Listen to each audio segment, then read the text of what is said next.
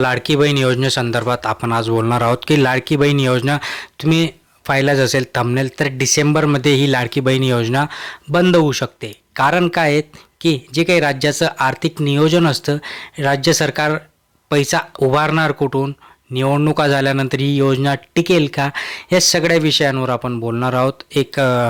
आपला अभ्यास हा असायलाच पाहिजे आणि फॅक्टवर आपलं बोलणं कर्तव्य. त्यामुळे शेवटपर्यंत बघा.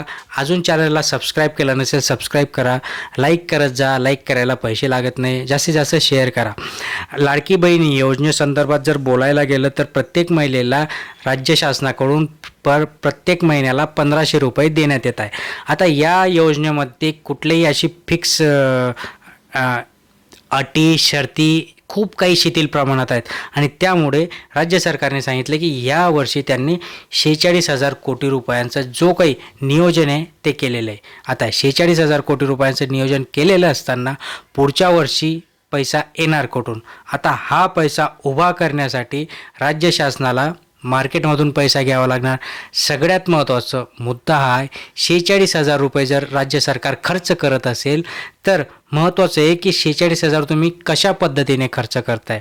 आता इंडिव्हिज्युअल प्रत्येक महिलेला तुम्ही पैसे त्यांच्या खिशात देताय.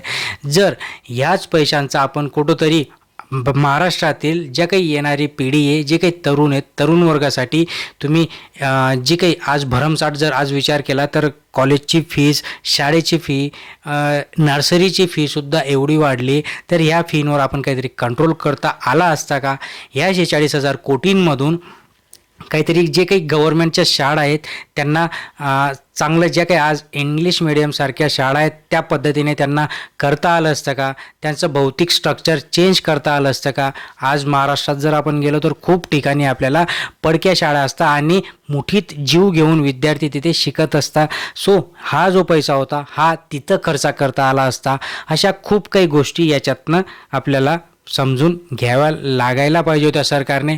आपल्याला समजत आहे आणि म्हणूनच आपण आज चर्चा करतोय. तर ह्या वर्षी ज्यावेळेस अजित पवारांना प्रश्न करण्यात आला की ही जी काही योजना तुम्ही सुरू करताय, या योजनेसाठी लागणारा जो काही 46,000 कोटींची तुमची तरतूद आहे ती यावर्षी तर केली आणि ते कॉन्फिडेंटली सांगतात की सरकारकडे खूप काही पैसा आहे. जर सरकारकडे खूप काही पैसा आहे तर मग ज्या काही योजना चालू असताना त्या योजना बंद का करता? जर प्रत्येक सरकारकडे पैसा राहिला असता, आज जर विचार केला तर कुठल्याही सरकारकडे पैसा नसतो, प्रत्येकाकडे हे कर्ज असतंच. आज महाराष्ट्र शासनावर देखील कर्ज आहे आणि आपल्या भारत सरकारवर देखील कर्ज आहे. अशा कंडिशनमध्ये सरकार काय करतं? मार्केटमधून पैसा उचलतो आणि मार्केटमधून जर पैसा उचलला तर म्हणजे काही खाजगी उद्योग आहेत त्या लोकांना मार्केटमध्ये पैसा उरत नाही आणि म्हणून जी काही तूट निर्माण होते, वित्तीय तूट निर्माण, ज्याला आपण म्हणतो वित्तीय तूट, ती वित्तीय तूट निर्माण होते आणि म्हणूनच त्याच्यातनं महागाई वाढते. आज जर आपण म्हणतो की लाडक्या बहिणीला आम्ही जर 1500 रुपये दिलेत, ओके ठीक आहे, ज्या महिलेला खरंच जेन्युअनली गरज आहे अशा महिलेला दिले तर ठीक आहे. बट ज्यांना खरंच गरज नाही, आज जर एखाद्या रेशन कार्ड धारकाकडे त्याचा मुलगा चांगला शिकवून त्याला कमीत कमी चांगली नोकरी असेल, 40-50 हजाराची नोकरी असेल आणि तो जर परत त्याच रेशन कार्डवर लाडक्या बहीण योजनेचा 1500 रुपये घेत असेल तर मग हा सरकारचा नुकसान आहे. आणि यासाठी बघा, आता याच्यामध्ये प्रत्येक सरकारने जिकडे जिकडे ही लाडकी बहीण योजना चालू आहे तिथेही त्यांनी सांगितलं आहे की आम्ही 2 वर्षांनी रिव्ह्यू करू. कोणतं सरकार म्हणतं आम्ही 3 वर्षांनी रिव्ह्यू करू. आता आपल्या सरकारचा जो काही कार्यकाल आहे तो नोव्हेंबरपर्यंत आहे.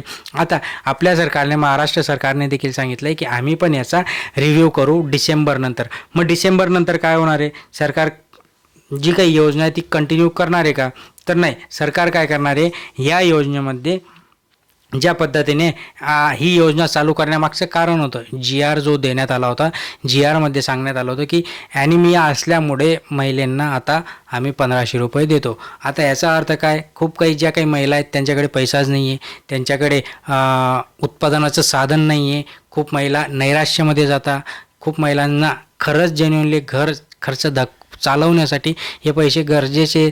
ओके, ह्या सगळ्या गोष्टींचा जर रिव्ह्यू करायचा म्हटलं, कारण की सरकारने देखील सांगितलं की आम्ही या योजनेचा रिव्ह्यू करू डिसेंबरमध्ये, आणि डिसेंबरमध्ये जर रिव्ह्यू करायचं ठरवलं मग याच्यामध्ये खूप काही नियम आणि अटी लागू शकतात. जसं की जर खरंच तुमच्याकडे पिवळं रेशन कार्ड असेल तुम्ही BPL असाल, बिलो पॉवर्टी लोअरच्या असाल तर तुम्हाला ते खरंच लागू होणार आहे. मग याच्यामध्ये तुमचं जे काही उत्पन्न त्यांनी सांगितले, उत्पन्न चेक केलं जाणार आहे.